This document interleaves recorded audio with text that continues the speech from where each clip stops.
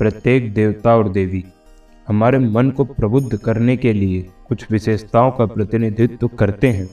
प्रत्येक देवी देवता कुछ विशेषताओं का प्रतिनिधित्व करते हैं। भगवान हनुमान इस आस्था के सबसे व्यापक रूप से पूजे जाने वाले देवताओं में से एक है। बहुत से लोग अपना मंगलवार भगवान हनुमान की पूजा के लिए समर्पित करते हैं। तो आइए आज हम जानते हैं भगवान हनुमान के बारे में कुछ रोचक तथ्य जो हिंदू धर्म ही नहीं बल्कि जैन धर्म और बौद्ध धर्म में भी माने गए हैं।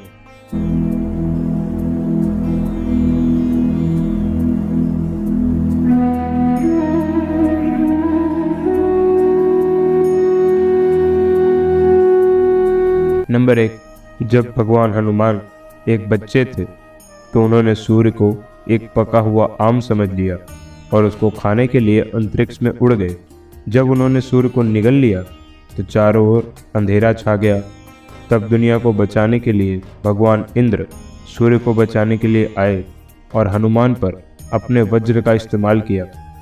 वज्र ने हनुमान के जबड़े संस्कृत में हनु पर प्रहार किया, जिससे वह खराब हो गया। इसलिए उन्हें हनुमान नाम मिला, जिसका अर्थ है एक खराब जबड़े वाला। भगवान हनुमान ने अपने पूरे शरीर पर सिंदूर क्यों लगाया है?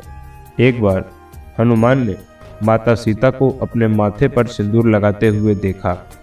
उन्होंने माता से पूछा कि वह ऐसा क्यों कर रही हैं? माता सीता ने उत्तर दिया कि यह उनके पति भगवान राम की लंबी आयु के लिए।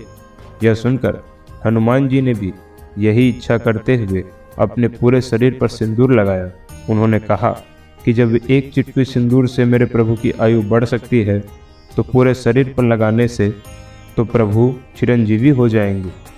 हनुमान एक ब्रह्मचारी थे, फिर भी उनका एक पुत्र कैसे था? लंका की अपनी पहली यात्रा में समुद्र के ऊपर छलांग लगाते हुए हनुमान जी ने पसीने की एक बूंद गिरा दी, जिसे एक मछली ने निगल लिया और मछली ने मकरध्वज नाम के एक लड़के को जन्म दिया। रामायण के बाद के भाग में हनुमान जी उनसे मिलते हैं। आखिर क्यों भगवान राम ने एक बार हनुमान जी को मारने की कोशिश की?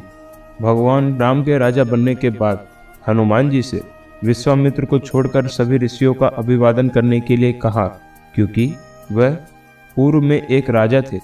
हनुमान जी ने नारद पर भरोसा करते हुए उनकी आज्ञा का पालन किया। नारद जी ने विश्वामित्र को यह बताया और उन्हें उकसाया। विश्वामित्र भगवान राम के पास गए और उनसे हनुमान को मारने के लिए कहा। विश्वामित्र श्री राम के गुरु थे, इसलिए वे उन्हें मना भी नहीं कर सकते थे। तब यह तय किया गया कि अगली सुबह हनुमान जी को राम जी के बाणों से मार दिया जाएगा। हनुमान जी ने जब यह सुना तो वे ध्यान मुद्रा में बैठकर बस भगवान राम के नाम का जप करने लगे और आश्चर्यचकित रूप से श्री राम का कोई भी बाण उन्हें छू नहीं सका। उन्होंने ब्रह्मास्त्र का भी प्रयोग किया, लेकिन उसका भी कोई प्रभाव नहीं पड़ा। यह देखकर नारद को अपनी गलती का एहसास हुआ और उन्होंने विश्वामित्र मुनि के सामने सब कुछ कबूल किया, जिन्होंने राम से हनुमान को क्षमा करने के लिए कहा।